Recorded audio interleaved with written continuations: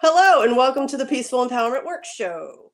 We are live on WGSN-DB, Going Solo Network. I am your co-host, Judy Forder, and I am here with my co-host in peace, Miss Kris Burke. Hi, everybody. Hi, everybody. Before we get started, if you would like to help us share peace with the world, please like, comment, share, and subscribe. Yeah. Today's topic, cleaning your inner house, a DIY life hack that works. Yeah. Yeah, that really works. Yeah, there's a lot of cleaning going on for a lot of people right now. And a lot of people don't understand what's happening. So I feel like the timing of the show is divine. Yes. One might say exactly that. It certainly feels that way to us from Yeah. our perspective.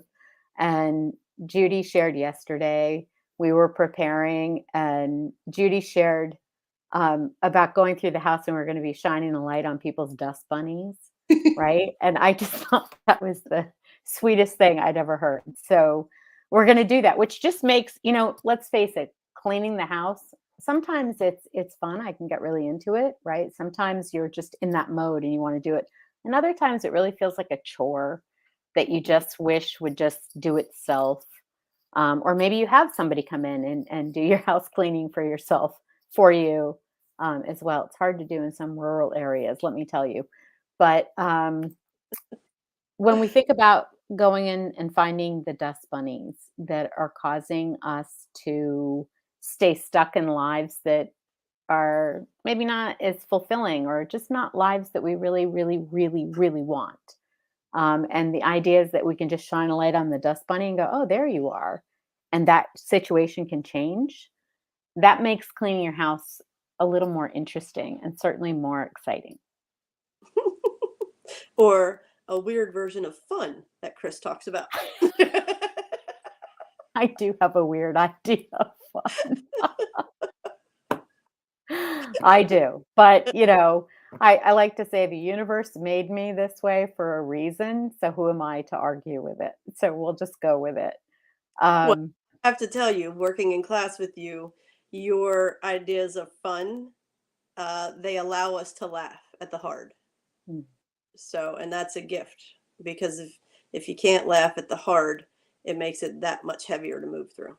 yeah, thank you. And it's so true. That's why there's so much laughter in our show, right? We talk about some really intense subjects that keep people stuck for, a lifetime, maybe many lifetimes, right? Depending on your belief system or your perception at this time, right? And so the topics we're talking about are real human topics that have been going on for thousands and thousands of years. And we bring laughter to that because when we're in that serious mode, when we're in that dense zone 1 or zone 2 energy, we don't have the ability to zoom out and see it from a distance perspective. Everything feels so personal, everything is so important, everything is so serious. And we can't get the perspective or the distance to be able to say, I wonder what would happen if I just changed that a little bit. Hmm. Right? And Yeah. often changing something, the butterfly effect, right? They say if a butterfly flaps its wings, you have a typhoon across the world. And so that can apply with your inner house too. Just changing one little thing, just moving one dust bunny a few inches over can actually have this cascading, wonderful effect on your life. So, and the laughter helps to be able to not get upset about the dust bunny that you're moving.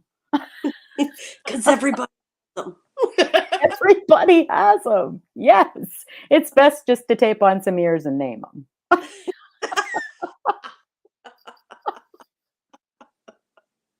Well, Okay. that's a whole new vision of my dining room right now. We are getting into shedding season. Uh-huh. Yeah, not us, the animals, right? Yeah. Everybody, all of us have animals. So, Well, all actually, right. we're sing as well. Yeah, that's probably true. I don't like to think of that so much. No, no. So maybe let's take a look at our house. Yeah, what do you think? Shall we dive in? Let's do it. There she is. Hey, Judy, you want to talk a little bit about why we have this picture perfect house here in zone one, the land of heaviness? Oh, picture perfect because it's bullshit. It's bullshit spread by bumper stickers. Yeah. Bump, mic drop. Exactly. You know, and the interesting thing is everybody's idea of perfect is different. Mhm. It doesn't have to be a white picket fence and the perfect house with the perfect porch and the perfect this and the perfect that. Some people might like a little, log cabin shack in the woods. That's perfect Mhm. for them. Some people may want to live in a yurt. Yes. That's perfect for them, But in zone one, we have this, the societal influences of what is perfect. Right. So that is why our zone one has the white picket fence and the perfect house. Yeah. Yeah. Absolutely. A lot of us have ideas, a lot of the things that we're carrying that cause us to struggle in life have to do with the idea that we compared our own experiences in childhood with what we thought everybody else was having or what we thought we should have been having, right? And then we decided that we were somehow lacking, that we were somehow deficient, that we weren't being given what we were supposed to have. Either we could get resentful toward the people in our lives who we thought should have been different than they were, right? Or we could end up feeling like, gee, what's wrong with me that I don't get valued as much as other people? Mhm. And those are questions that we don't want to be asking because remember, the universe is always answering our subconscious mind, however you think about that. When we ask questions, we're getting the answers, right? So we really only want to ask questions that the answer is going to help us to move forward or heal in some way. Mhm. Don't Yeah. ask, why am I so stupid? Yes. That's not a good one because then the universe provides ample opportunities for you to feel stupid. Yeah, we've seen it with people a lot, right? People like to ask that question. Uh, um, I was deep in that question for a long, long time. yeah, yeah, it's true. No doubt. Yeah, Mm. it's So been a while though. it has been a while. It has been a while. Um, and yesterday when we were prepping for the show, one of the things that hit me that you asked, it's like, is this your parents' house or is it yours? Right. And what a great question to start with. Yeah. Yeah, absolutely.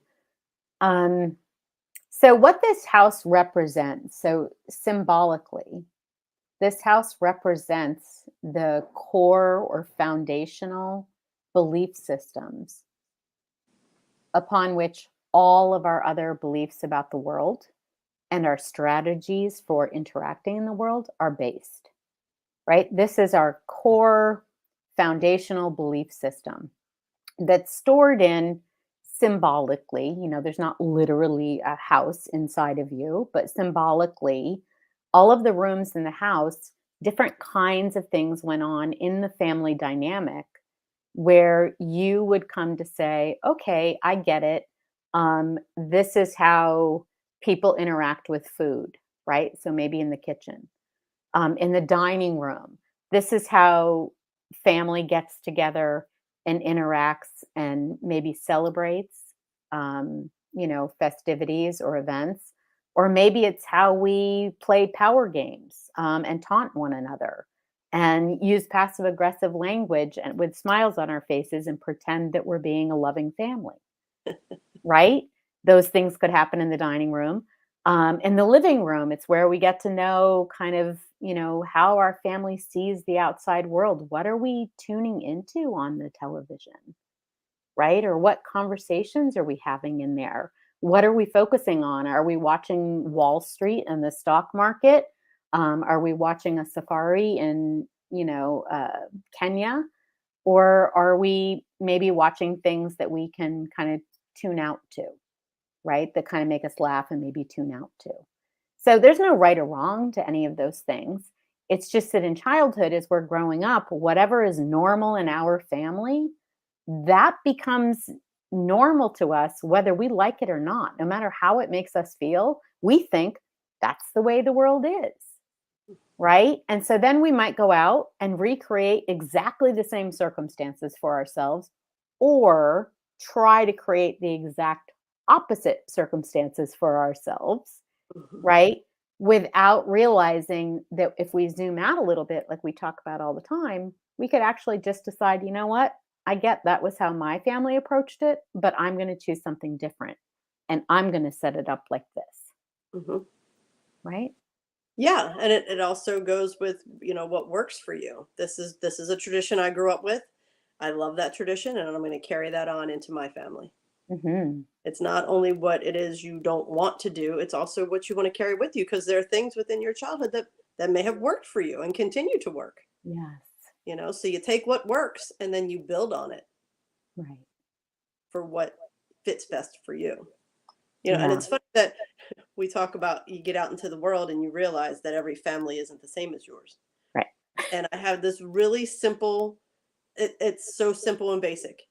My roommate from college, I went home from her with her for the first time to visit, and she's like, "Hey, do you want a hamburger?" And I said, "Sure." She whips out the cast iron, skillet, and puts it on the stove top, and is getting ready to throw burgers in. I was like, "What are you doing?" And she said, "I'm making hamburgers." And I was like, "You don't put them in the oven and make them?" And she was like, no. Who does that? I was like, my mother. That's the only way I've ever had burgers other than the grill. Hmm. Well, it drains the fat. My mother was very diet conscious, so everything in our house was baked. Our chicken was skinless, our burgers were baked, nothing was fried.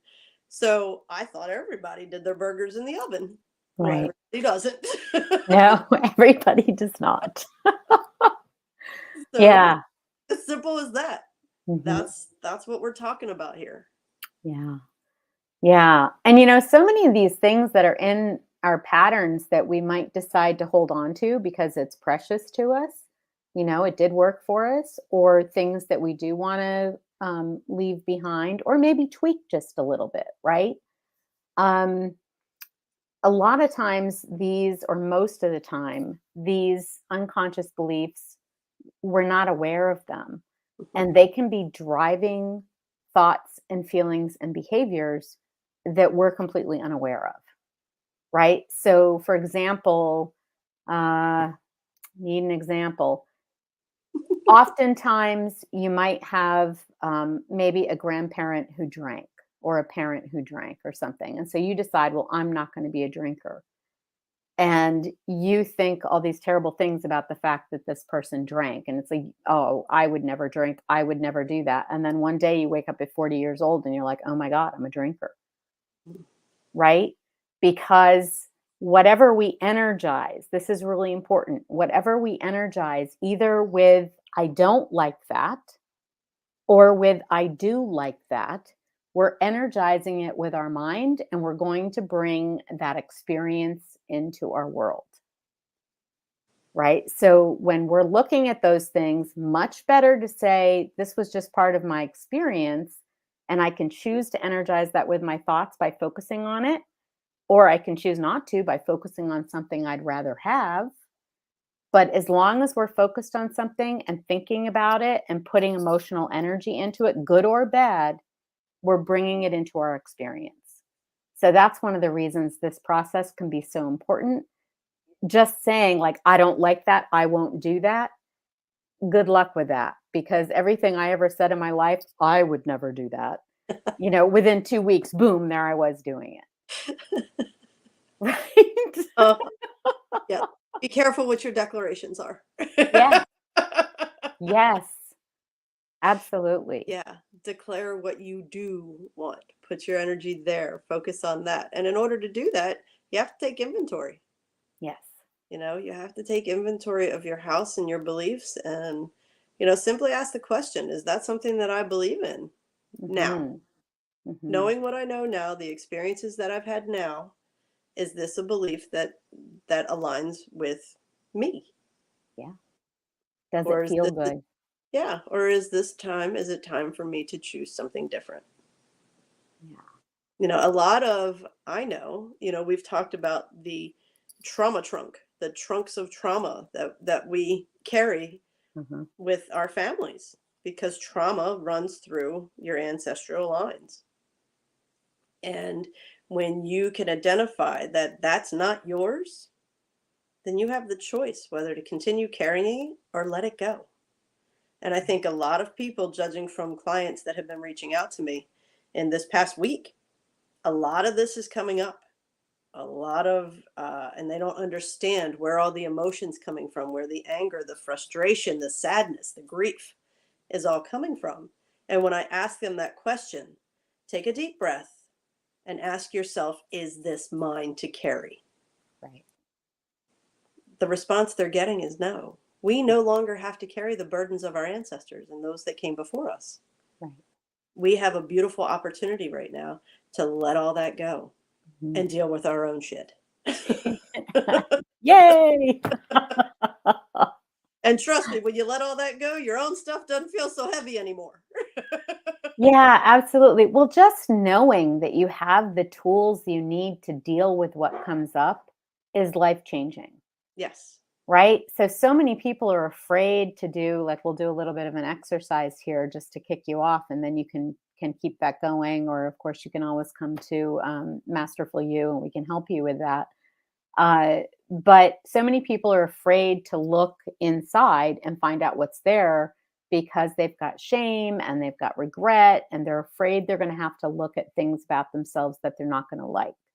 Right. Well, once you have the tools and you understand how it got there to begin with, and that it really isn't you, it's just your beliefs. Hmm. You are not your beliefs, though you will experience them. Hmm. Right? So once you realize that and you kind of say, "Oh, I'm not my beliefs." And if I've had some beliefs that were hurting me, does it make more sense to not look at them and keep being hurt by them?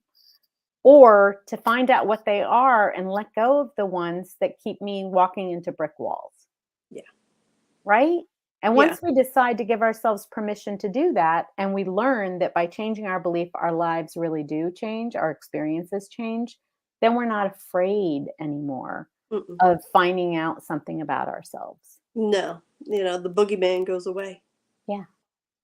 And when you give yourself grace and understanding that, beliefs that we have and the patterns that we carry, a lot of them were created in in zone 1, Yeah. in zone 1 and zone 2, because that's what the world promoted. Hmm. We picked up survival techniques just to get through the freaking day. Right. And Right. we grew up around adults that were doing the same. Right. So again, it's not about right or wrong, it's just about truth. When you Hmm. can see the truth, then you have choices. Right. The boogeyman is going to be as big or as small as you make him. Yeah. Yeah, and a lot of the times as children, our intuition was plugged in, our inspiration was plugged in. And so parents would explain things to us, or, I actually remember getting a spanking when I was a kid and having the parent say, this is hurting me more than it is you. And I remember thinking, what? If that's true, I don't understand anything, because it's pretty clear to me that's not the case. I mean, first of all, you could just decide not to. So why would you do this if it hurts you so much? Right? Hmm. And you think it's benefiting me? Let me tell you right now, I may be 4, but I can tell you I'm getting 0 benefit from this experience. Right? So what ends up happening is that we panic because we feel like the victims of people who may not make sense to us a lot of the time. Hmm. Because when our parents had emotions that they didn't know how to deal with because they'd never learned to go through this process of, with their own inner house, um, they could lose control emotionally. Hmm. And then what they said and they did was scary sometimes. Yeah, definitely. Um, I can remember saying to my daughter, stop crying or I'm going to give you something to cry about. Yep. Heard that all the time. Yeah. And it I said that quite a few times to her before I started to wake up and realize, how terrifying is that? Yep. Do I want her to conform out of fear, or do I want her to A, understand she can express her emotions, there's a time and a place. She was a great actress, let me tell you. And do I want to lead with kindness and respect Right. versus power over and fear? Right. Oh, you reminded me of the best story. I remember I did spank my son once. I swatted him on the butt once, and he had a diaper on. I mean, I don't remember how old he was, but very young, so maybe 2.5 or something. And a couple of days later, he had a fire truck, and he was about to drop it on his sister's head. She was in the playpen, and I ran over and I grabbed the truck and I said, "No, no, we don't hit in this house." And he looked at me without missing a beat and said, "You hit me." Mm. Yeah. And I said, I gulped, right? And I said, "You know what? You're right, I did, and it will never happen again." And it never did. It Mhm. took my 2-year-old looking me square in the eye and calling me on my bullshit, Yep. right? Kids are always our biggest teachers. Oh, yeah, they are. And it brought me back. Of course, it put me in touch with that feeling I'd had in myself when I'd been in his shoes, Mhm. right? Only I didn't speak up the way he did. And it may also be that I didn't have an environment to speak up in the same way that he did. Mhm. Who knows? But I didn't speak up the way that he did. I didn't speak my truth. And so I just internalized it. And a lot of what we find in our houses is stuff that we were afraid to talk about or express, even with trusted people. Mhm. And so we internalized it and we decided, I need to avoid this ever happening again. Right? Which is, of course, energizing the very things that we'd like to avoid. Yeah. Yay! Yay, us! But here we are. Yeah, yeah, exactly. But here we are undoing it. So that's fantastic. Mhm. Let's go ahead and hop back into our house. And Judy, you want to take us through going in and going, just picking a room and seeing what's in there? Are you asking me to pick a room so you can walk me through the process, or are we asking people that are watching to pick a room? Uh, I'm asking you to have people who are watching pick a room. All right. Okay. So I like to have everybody take a deep breath in through your nose, out through your mouth, and just relax. And you see the rooms: the kitchen, the dining room, the living room, the bedroom, bathroom, study, workshop. And again, this isn't an actual home. It's just a visual for you to see. And I want we want you to pick a room. Any room. It Kris, what would room be are you going? Yeah, and I was gonna say, it would be best if you're in zone 3 for this exercise, right? So you just, like, wanna be present and use your intuition, right? Your intuition's gonna tell you which room you ought to go into for Mm, where's the goods? Where do I find healing? Where do I find sweetness? Wow, I'm going right to the bedroom, which I don't usually do. So, here we go. okay. So you're in the bedroom. Mhm. And what are we looking for? Are we looking for an experience of healing, or are we looking for um, We're looking to find something that a a dust bunny that's getting in our way in our adulthood. all right. Yeah. So look for that emotional dust bunny. Mhm. Something that could be blocking you from living more peace, living in more joy, taking that step out of fear so you could do something that lights you up. Kris, do you have something that comes to mind? I do. Um, I'm getting more of an essence. I mean, there's a little bit of a memory, but it's kind of a sense of not wanting to be ashamed. Um, in front of my family, or just wanting approval. Mhm.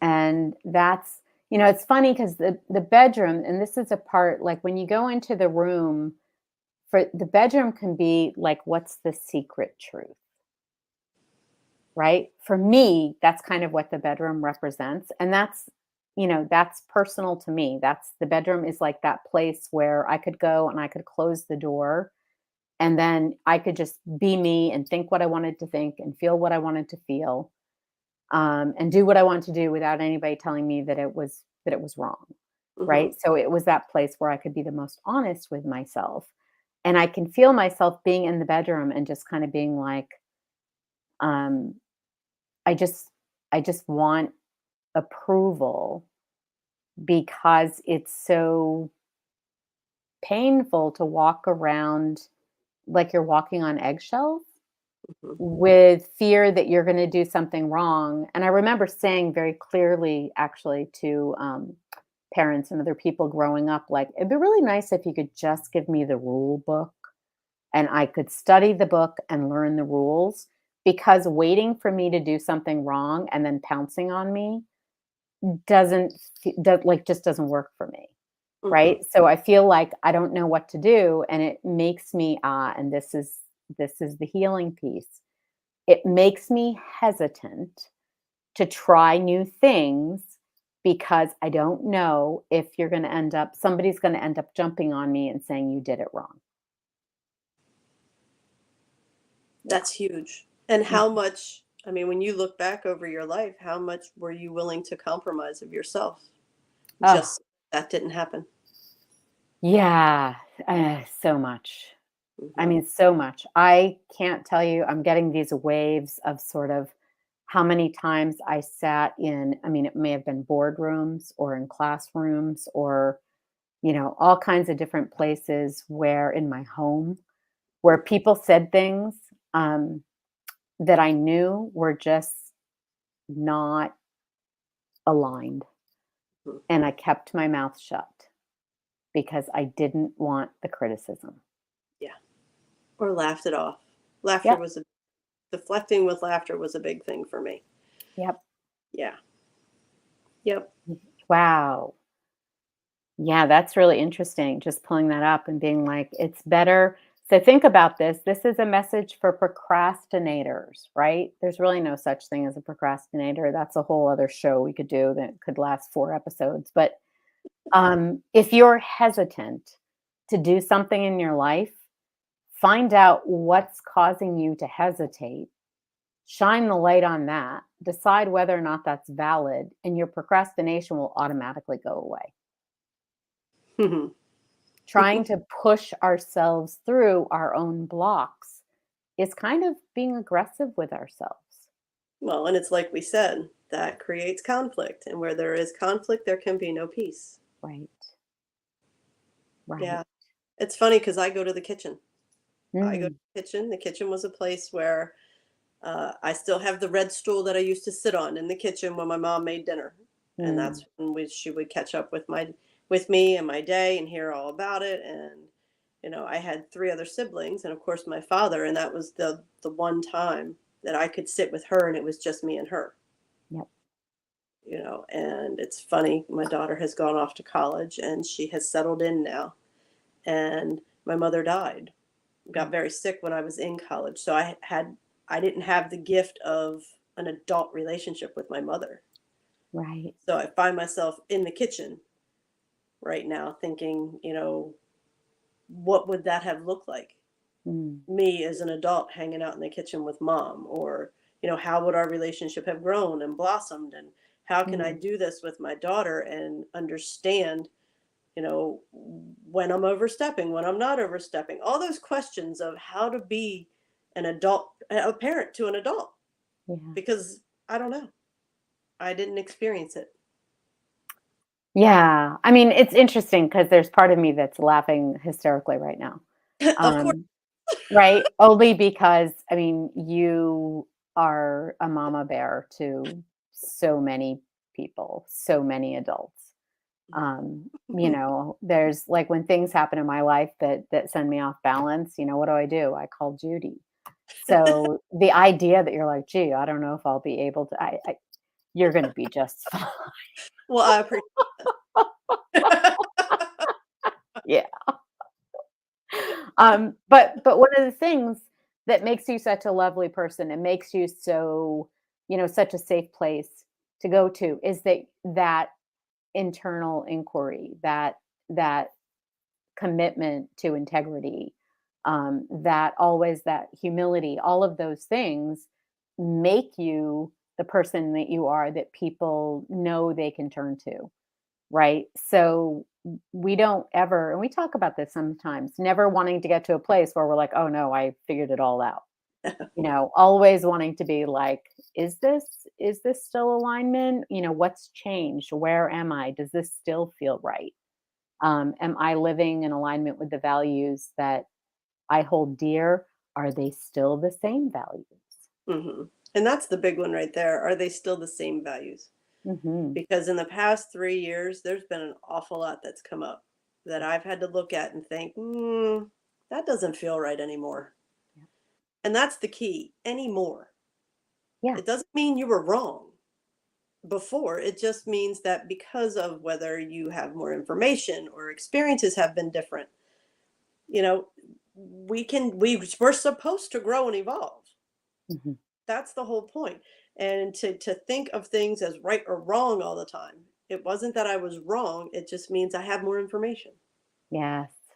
and I can make different choices. It doesn't make them better, but I can make different choices for myself that Absolutely. allow more peace and love and joy into my life.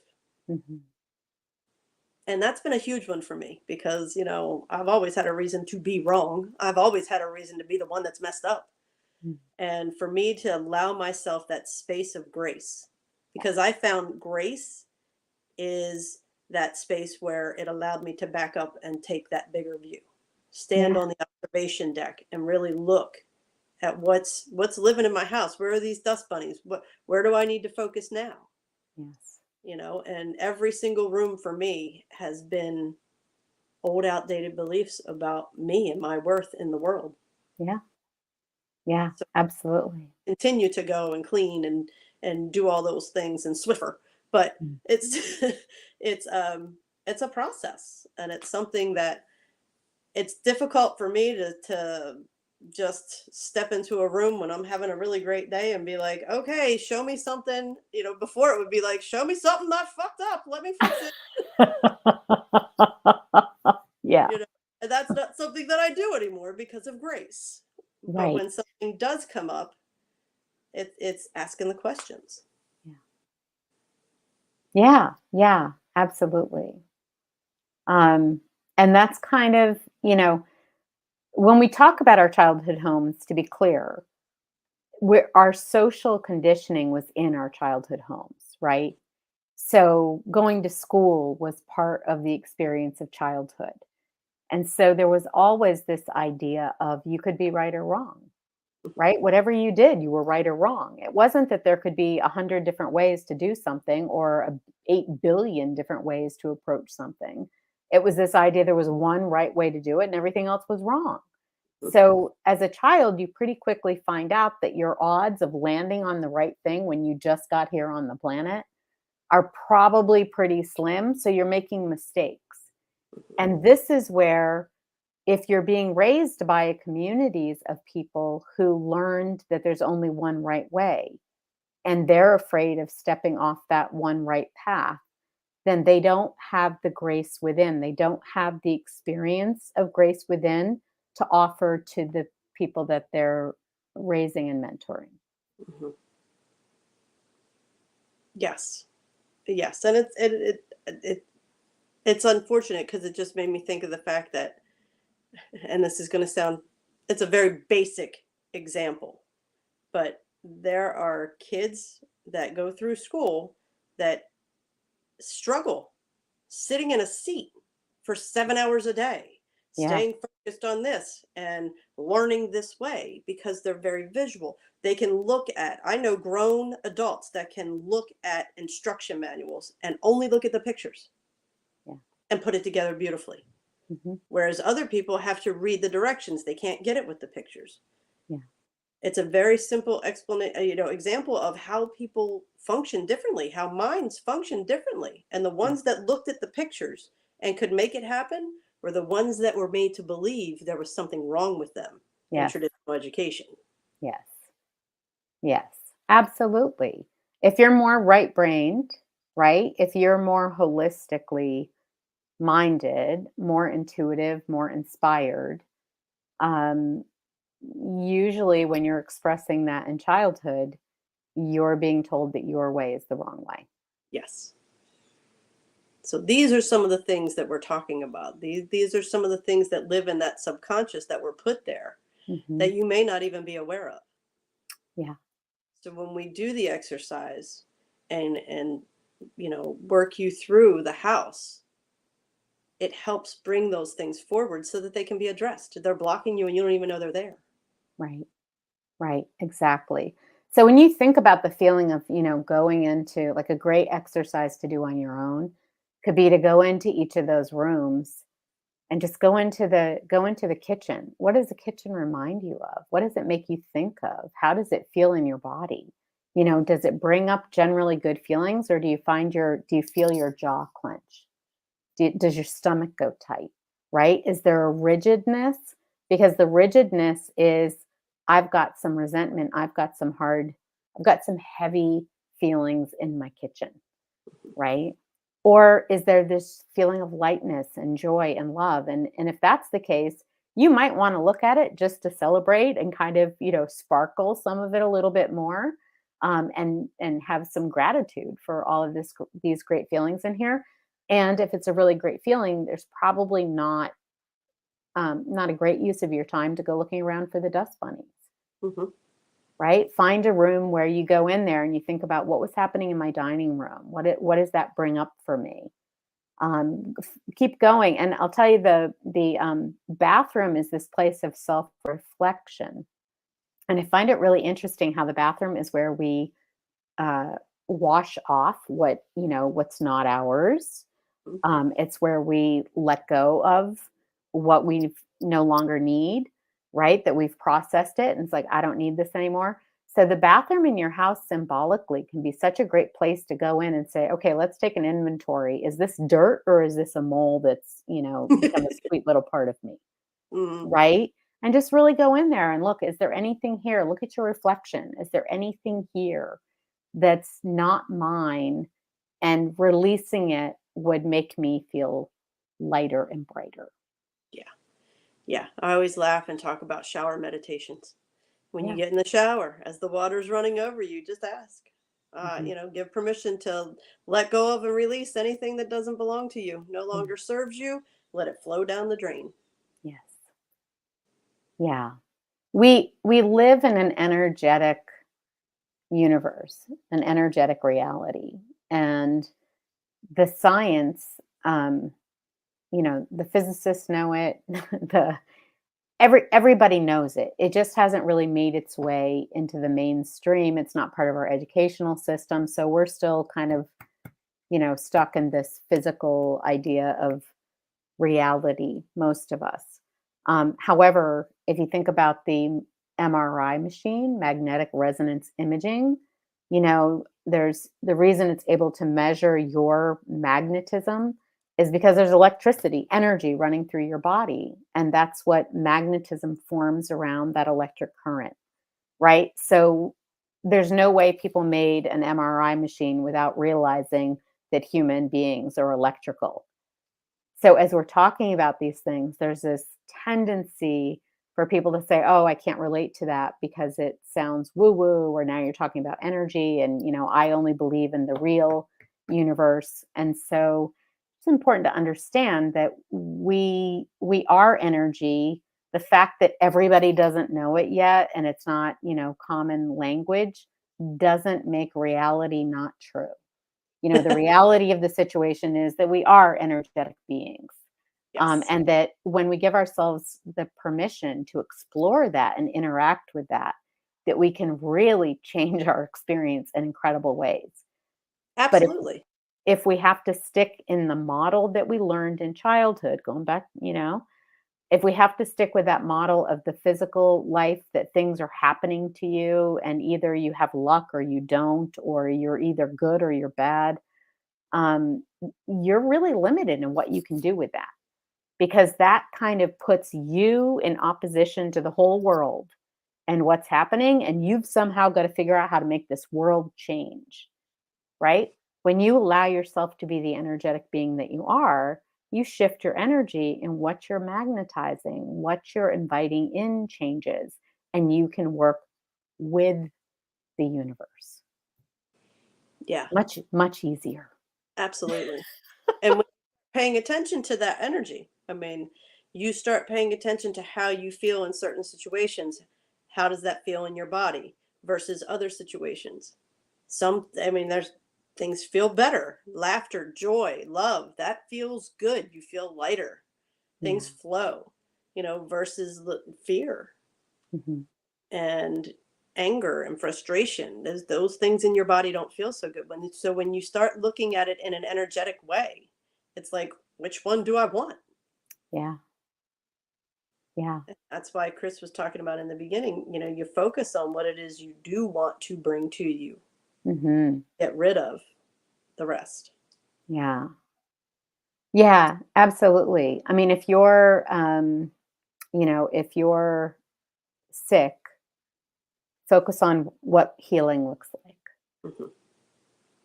If you're in a relationship where there's a lot of conflict, focus on what that relationship, or a relationship, being in relationship in harmony, looks and feels like, right? Really put your energize. You want to energize what it is that you want, because whatever you're energizing is what you're going to get, Yeah.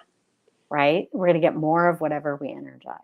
That used to make me really mad when people said that. I would hear people say things like that, and I'd be like, I wouldn't be energizing this.